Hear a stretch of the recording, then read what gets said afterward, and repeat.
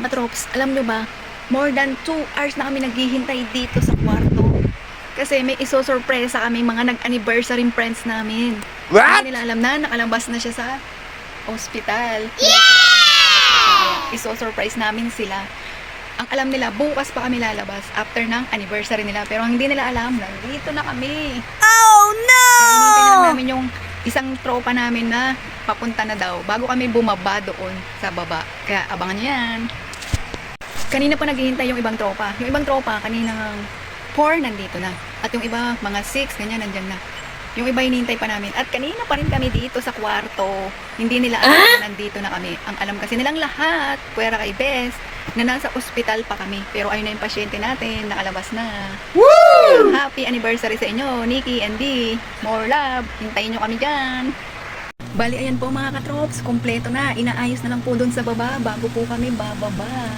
Nandun na po lahat ng mga tropa natin sa baba. Inihintay lang natin ang signal. Ayan po. Inihintay na lang po namin na pumasok sila sa lahat sa kusina. Inihintay na po namin ang go signal. Ayan po. Tara na. Pupunta na po kami. Ayan na. Ayan na po. Ang chingil lang. Ito na po.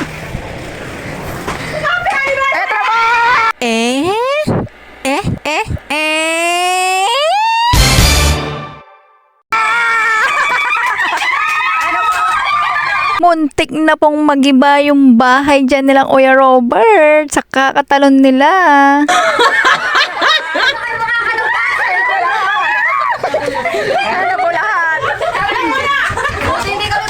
Ayan, sobrang na-surprise talaga namin ang buong tropa dyan dahil hindi talaga nila expect na lalabas na kami. Kaya lahat sila nagulat at tuwang-tuwa.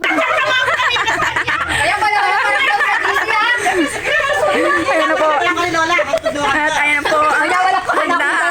Ayan po yung mga nag-anniversary. Ayan po yung nag-anniversary. Nakalabas na din yung pinakabunso sa barkada. Ayan po yung mga nag-anniversary love team natin.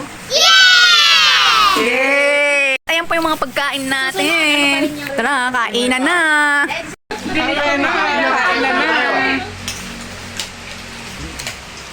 Ayan, kain na muna kami.